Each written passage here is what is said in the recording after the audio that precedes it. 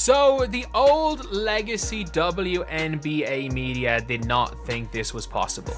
They did not think that. The Indiana Fever continued to make massive moves in free agency, signing Sophie Cunningham and DeWanna Bonner. And you guys, I don't even think they're... Not all NBA players are content at the moment. Some have struck gold by joining a team with Caitlin Clark, and the league is watching with jealousy. So Caitlin Clark is now a member of the new Indiana Fever. Remember what they got the big five. They have five. The top 24 scorers in the WNBA last. The Fever have created something unique around Clark by bringing in elite veterans and up-and-coming players who will gain from playing with one of the top passers. Why are players flocking to Indiana? The game revealed that some fans and commentators had doubts about Indiana's ability to draw elite talent, but they were completely mistaken. Let's dissect everything, since this alters everything for the WNBA, leaving others wondering what may have been. Into it. So firstly, you guys, Sophie Cunningham was traded to the Indiana Fever for NaLyssa Smith and a pick. The Indiana Fever also acquired forward Jaylen Brown, and I'm going to be completely honest with you, I am not familiar with her game. She is going to be only a second-year WNBA player, so we will have to see how her game translates to the Indiana Fever. But Sophie Cunningham was such a huge... Even though Caitlin Clark hasn't played a single WNBA game yet, she has already altered the league structure. When the Indiana Fever won the draft lottery, it wasn't only about acquiring a superstar player, it was about utterly changing the perception of the team.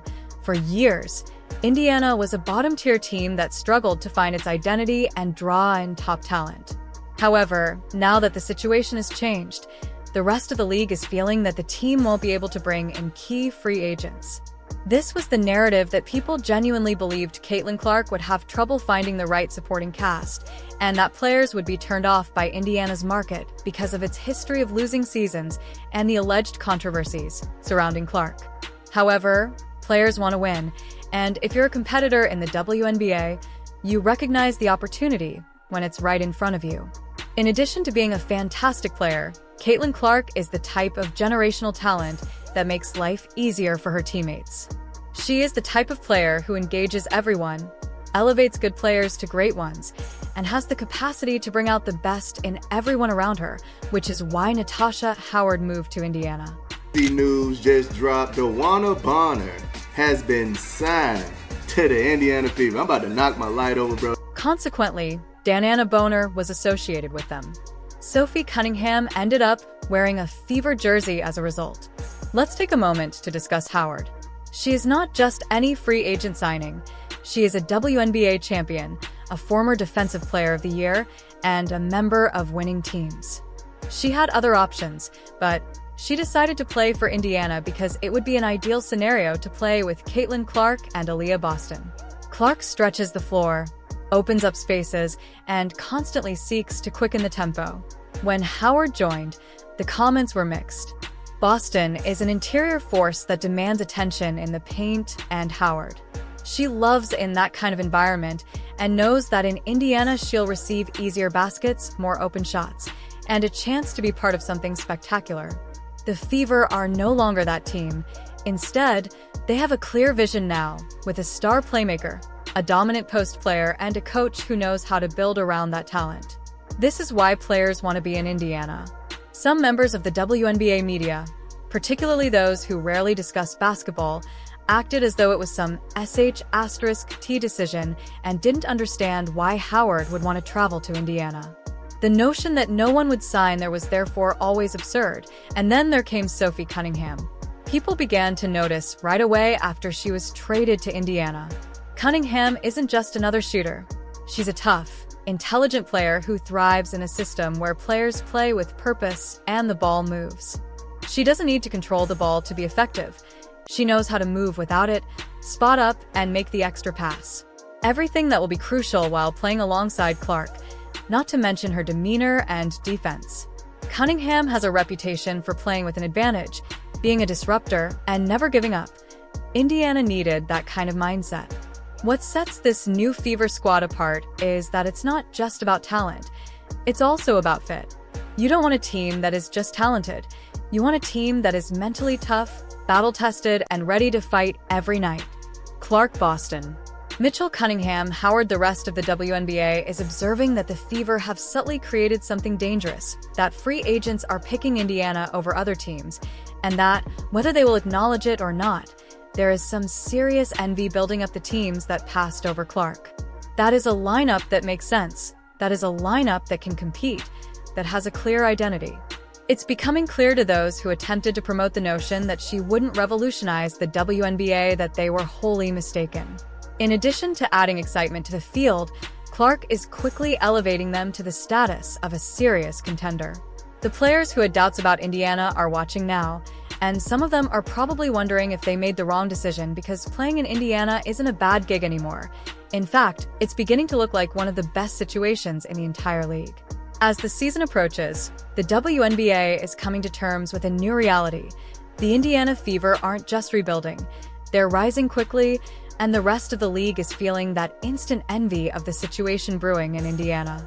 The same players who may have ignored the Fever during free agency are now watching the team take shape, and for some, the realization that they missed out is beginning to set in. Although Caitlin Clark is undoubtedly the focal point of this change, there are many more players involved.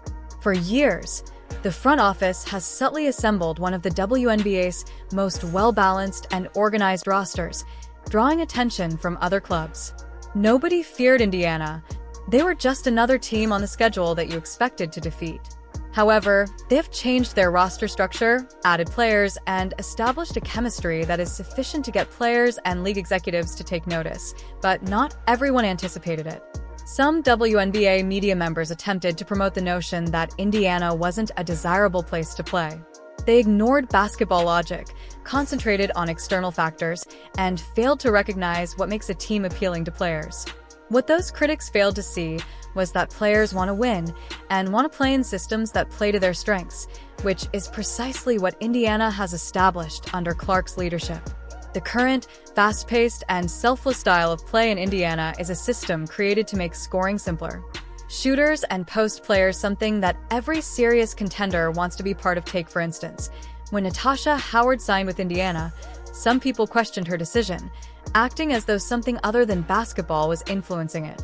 However, Howard made it apparent that she wanted recognition, wanted to win, and wanted to play somewhere where the traditional media didn't understand why she would pick Indiana, but Thrive Indiana gave her the opportunity to play basketball alongside Caitlin Clark and Aaliyah Boston. That's a perfect situation for a versatile forward like Howard. She won't have to force offense, she won't have to carry the team, and she'll get better looks than she has in years. And let's not forget Diana Boner. She was heavily linked to the Fever, and at first the skeptics scoffed at the idea. Why would she go to Indiana? They asked, well, why wouldn't the Fever play a team-first up-tempo game, where veteran scorers can extend their careers and still be highly productive? If Boner had joined the Fever, she wouldn't have been asked to play 35-plus minutes a night like in previous seasons. She'd be surrounded by young, energetic talent and would have had the freedom to focus on what she does best, scoring and leadership. Instead, she stayed in Connect Ike, a team that will still be competitive, but might not be as fun to play for as Indiana, because here's the thing, Indiana is about to be one of the most fun teams to watch and play. For Clark's passing ability, Boston's dominance inside, Mitchell's scoring, Cunningham's toughness, and Howard's versatility, it's all coming together in a way that very few teams can match.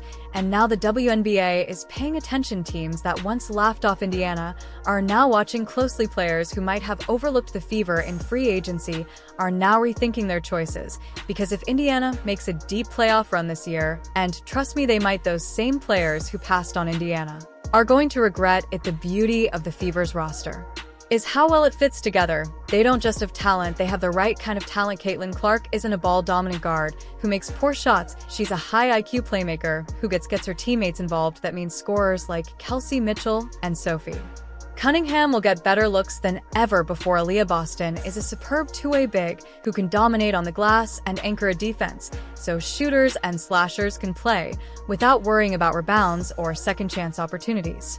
Boston is not simply a good post player. As the WNBA prepares for its first season under Clark's leadership, one major question is how long before other teams start attempting to copy Indiana's blueprint, because, without a doubt, the envy is real. Players who previously dismissed Indiana as just another struggling team are now seeing the movement, the chemistry, and the potential of the squad, and they're realizing that this might be the beginning of something special. Natasha Howard is more than just a veteran presence. She's an impact player on both ends who gives Indiana a switch ability on defense and another offensive weapon. Indiana wants to revolutionize the game, not just compete. With the right players, the proper system, and one of the WNBA's top young cores, they might even defeat the teams that didn't believe in them. In just a few months, the Indiana Fever have gone from being an afterthought to a team that players are actively wanting to join. The pieces are in place, the chemistry is developing, and the jealousy from the rest of the league is unavoidable. But how did this happen so quickly? The answer is straightforward. The players who passed up the opportunity to join are now watching and realizing that they might have missed something huge. Everything changed because of Caitlin Clark. Before free agency began, many in the league didn't understand that her arrival wasn't just about adding an elite talent to Indiana's roster. It was also about elevating everyone around her, making the game easier for her teammates, and creating an environment where players genuinely want to be. They believed that Indiana would still struggle to draw big names, that veterans wouldn't want to play alongside a rookie, and that Clark's presence wouldn't be enough to immediately turn things around. But as soon as Natasha Howard signed, that narrative fell apart. Howard has a track record of success. She could have gone anywhere, but she chose Indiana because she witnessed what many people would not acknowledge. The Fever is creating something unique for years. She is a veteran who has played on championship teams and knows what it takes to compete at the highest level. Indiana was always trying to find their identity, but now they have it. They're young, gifted, and play a style of basketball that makes victory inevitable. Few athletes can improve their teammates as much as Caitlin Clark, who is an exceptional passer. Aaliyah, one of the league's most formidable young big men, Boston controls the paint on both sides of the court. Kelsey Mitchell is a talented scorer who will become even more dangerous, with Clark feeding her the ball. Sophie Cunningham is the kind of player that every successful team needs because of her grit, three-point shooting, and defensive toughness. Natasha Howard adds versatility, experience, and leadership, making Indiana's front court one of the strongest in the league. And now the WNBA is paying attention. Other teams see what's happening. Other players are watching from the outside, realizing that Indiana isn't just another stop on the schedule anymore. They're a team that's going to be a problem for years to come, and for the players who passed on the chance to join that, regret is only going to grow stronger once the season begins. The envy is real, and the rest of the league knows it. Players who doubted Indiana are seeing the Fever build something special, and some of them wish they were part of it. So what do you think? Did these players make the right choice by joining Caitlin Clark in Indiana, or are we overhyping this move? Let us know in the comments. If you enjoyed this breakdown, hit that like button, subscribe, and turn on notifications so you never miss an update. And don't go anywhere. Click on the next video on your screen to keep up with all the latest WNBA drama. See you in the next one.